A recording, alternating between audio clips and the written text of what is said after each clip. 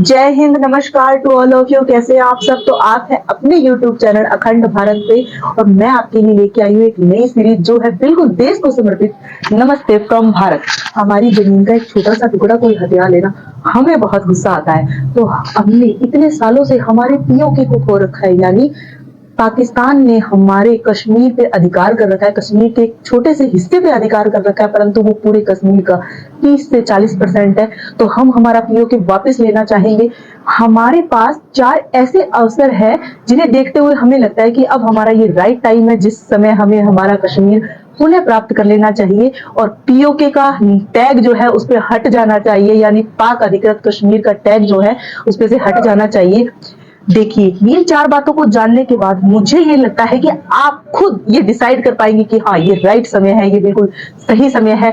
तो चलिए शुरू करते हैं और आप मुझे कमेंट्स भी कीजिएगा और बताइएगा कि क्या मैं ये सही कह रही हूँ। आपको भी ऐसा लगता है कि हमारे पास ये चारों अवसर है, बिल्कुल बिल्कुल मौके के अवसर है जिन्हें हमें आजमा लेना चाहिए। देखिए, पहला, पीओके में रहने वाली जो जनता है ना, वो भी कहीं ना कहीं चाहती है कि भारत हमें पुनः प्राप्त कर ले। देखिए, ये चीज देखिए, आप इसे देखिए, आप समझ जाएंगे बिल्कुल।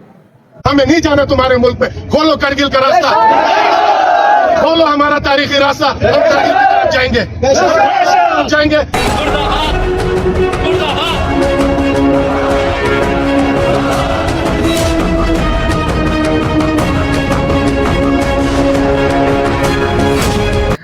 पीओके के बगल में जो हमारा कश्मीर है उसमें 370 हट चुकी है और विकास जो है वो अच्छी तरह से आगे बढ़ रहा है और रोजगार के अवसर भी वहां उपलब्ध हो रहे हैं। अमन चैन की सांस वहां ली जा रही है जनता के द्वारा।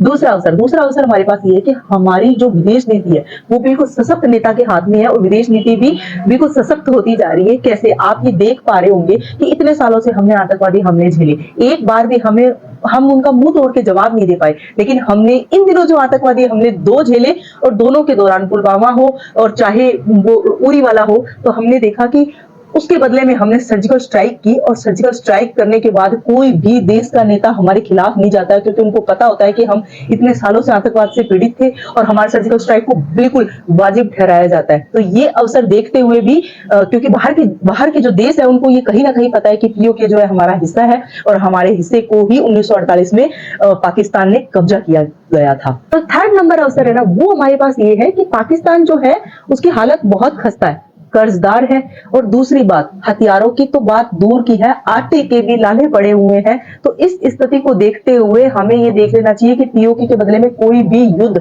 अधिक होने की संभावना नहीं है। यूं तो 370 के बारे में भी कहा जाता था कि जब भी 370 हटेगी खून खराबा होगा, खून की नदियां बहेगी, जाने क्या क्या क्या क्या क्या क्या, लेकिन कुछ ऐसा हुआ ही नहीं। और इसी के साथ साथ हमें ये भी लगता है कि हमें हमारा हिस्सा पाने में कोई भी कोताही नहीं बरतनी चाहिए, हमें प्राप्त कर लेना चाहिए, क्योंकि हमारे बुजुर्गों ने भी कहा है कि लोहा जब गर्म हो हथौड़ा मार ही देना चाहिए। फोर्थ नंबर अवसर जो है ना, वो क्या है हमारे पास? वो ये, अभी अभी G20 का सम्मेलन होता है और इतने सारे नेता हमारे यहाँ आते हैं। पहले क्या होता था, सम्मेलन तो पहले ही होते थे, यूं नहीं है कि ये सम्मेलन फर्स्ट सम्मेलन था हमारा, नहीं, सम्मेलन तो पहले ही होते थे। पहले क्या होता था, अगर कोई अमेरिका का नेता आता है, अगर कोई किसी देश का लीडर आता है, तो कहीं ना कहीं उसको ये मैंडेटरी हो जाता था कि वो अगर भारत आया तो उसको पाकिस्तान जाना बहुत जरूरी था। लेकिन अब ऐसा बिल्कुल भी नहीं है, पाकिस्तान जाना उनके लिए जरूरी नहीं है, वो अभी आपने देखा होगा। और हमारे जो देश के मुख्य नेता जो है, हमारे देश के जो पीएम है, उनका कितना अच्छा बॉन्ड अन्य देश के लीडर्स के साथ था। देख लीजिए आप, जिनके मीम आपने इतने बनाए होंगे।